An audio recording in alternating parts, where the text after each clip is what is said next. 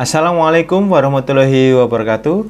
Berjumpa lagi pada materi pembelajaran atau materi panduan materi dari pelajaran teknik komputer dan jaringan.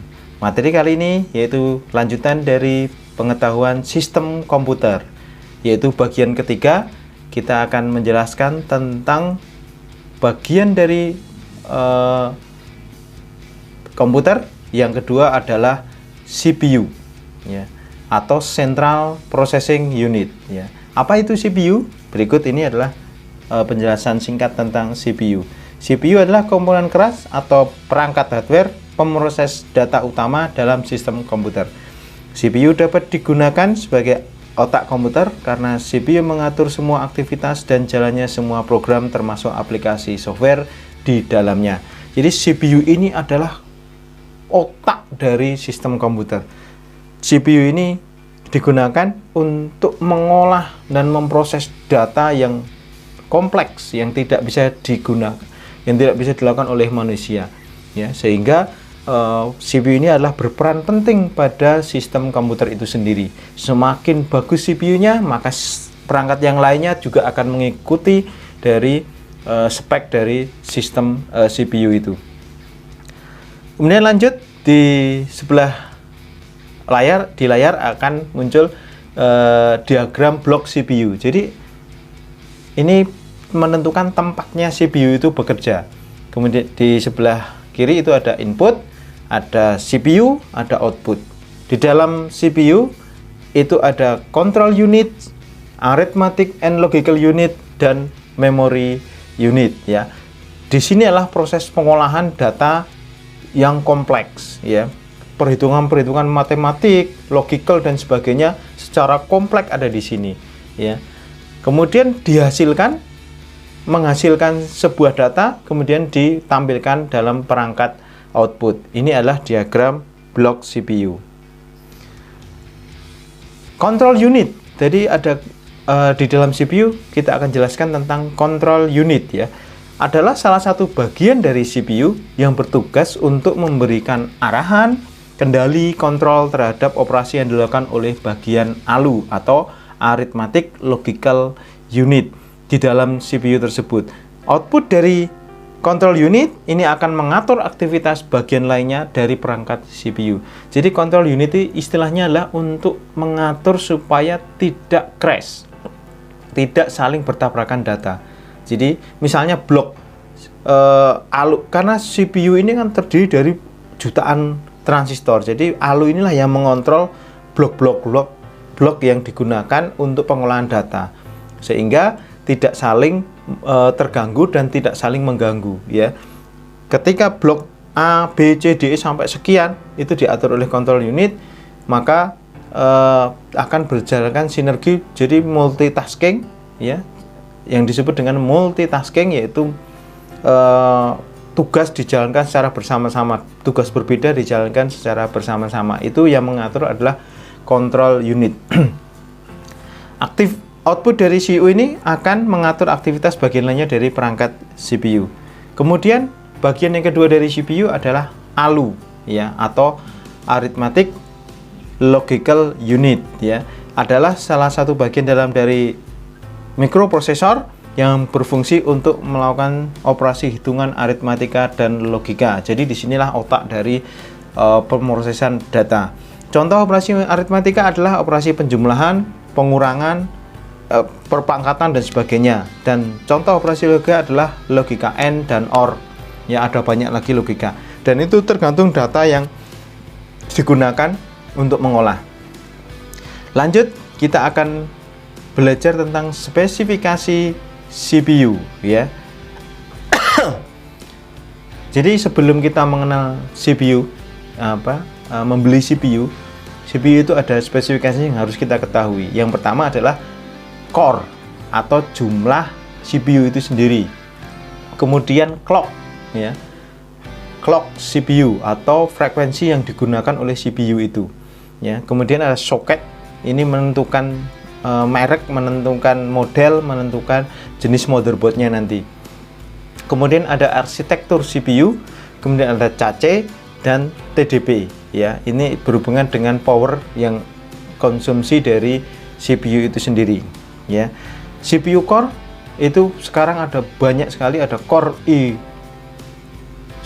ada Core i9 yang terbaru, ada Core i3, ya, ada Core i5, ya. Core i3 itu 2 CPU, ya. Core i3 itu 2 CPU tapi di logical jadi 4, itu Core i3, ya. Kalau Core i5 itu ada juga, ada Core i7. Core i7 itu core-nya 4, di logical jadi 8, ya. Core i9 lebih besar lagi. Kemudian core itu juga ada jenis CPU-nya juga core yang digunakan untuk server, ya, yaitu Xeon. Kalau Intel Xeon, jadi dipakai untuk pengolahan yang lebih berat lagi, yang digunakan untuk server jaringan, server web, atau server multimedia dan sebagainya. Jadi lebih berat lagi pengolahannya, makanya core-nya bisa lebih banyak lagi, ya, bisa 36 core, bisa 72 core. Itu pada server atau Intel Xeon, ya, tergantung dari spesifikasi yang ada. Kemudian ada clock CPU. Jadi clock CPU itu adalah menentukan kecepatan proses datanya, ya. Misalnya clock CPU-nya itu menggunakan 3000 MHz, ya, atau 3 GHz. Dengan 3 GHz ini, maka harus semuanya sistem yang ada di node bridge, yang diatur oleh node bridge itu harus 3 GHz. Memori itu nanti juga ada clock-nya. GPU juga harus ada clock-nya. Kalau salah satu perangkat 3 ini turun clock-nya, misalnya yang GPU 2000 atau 2 GHz, maka CPU akan menurunkan performanya menjadi 2 GHz. Karena apa? Karena kalau maksa GPU-nya tidak jalan, ya, kecepatannya tidak sama, makanya diambil kecepatan yang terendah.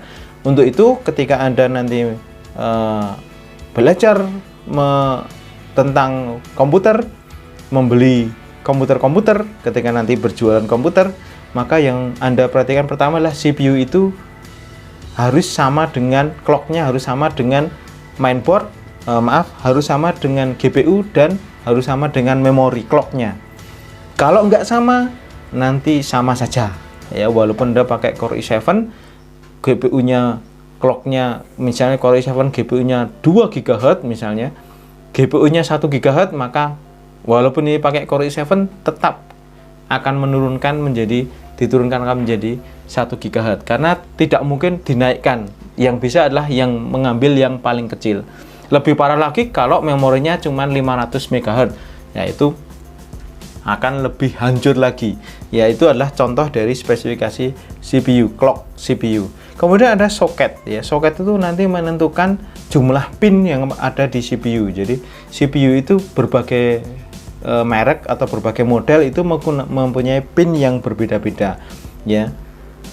Di sini tertampil adalah berbagai jenis soket CPU, ya, dari L berapa sampai sekian, sampai yang terbaru soket CPU. Kemudian yang selanjutnya itu adalah arsitektur CPU, ya. Di sini adalah contoh dari arsitektur dari CPU.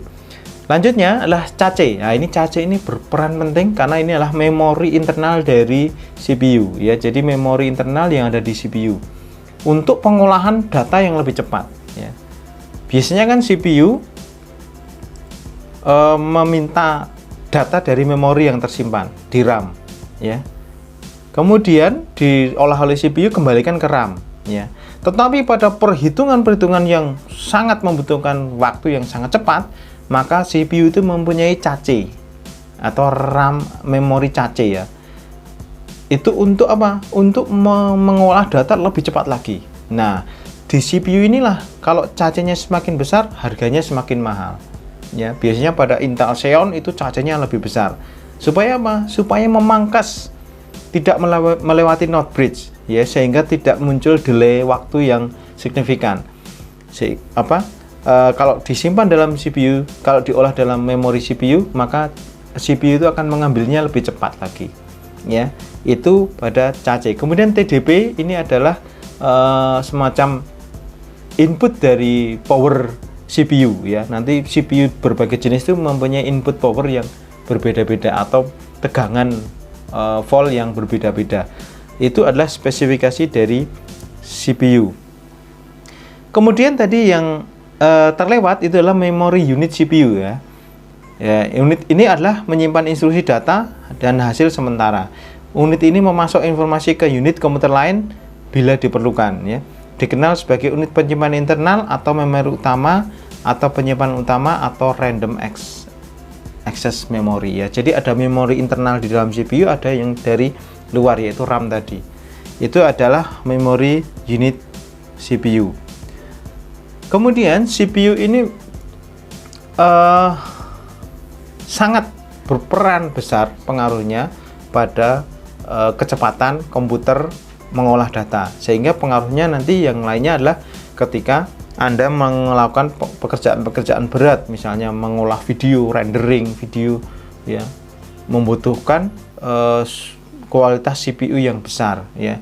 Kalau Anda hanya mengolah komputer itu hanya sebagai pengolah data, spreadsheet, Excel, kemudian Word, PowerPoint, ya cukup menggunakan CPU yang biasa-biasa aja, pakai Core i3 dan sebagainya, itu sudah sangat cukup sekali. Tapi ketika nanti pekerjaan yang lebih berat, maka membutuhkan CPU yang lebih besar, yaitu tadi CPU dengan cache yang besar, kemudian CPU dengan clock yang lebih besar, dan CPU dengan core yang lebih banyak. Itu adalah prinsip utama penggunaan CPU. Semoga bermanfaat. Jangan lupa selalu update channel ini dengan subscribe dan notifikasi dari channel ini, sehingga kami bisa lebih semangat lagi membuat artikel-artikel bermanfaat, membuat tutorial yang bermanfaat bagi Anda semuanya. Cukup sekian bagian 3 dari CPU dari sistem komputer ini. Untuk selanjutnya bagian 4 kita akan membahas tentang GPU atau Graphical Processing Unit. Wabillahi taufik wal hidayah. Assalamualaikum warahmatullahi wabarakatuh.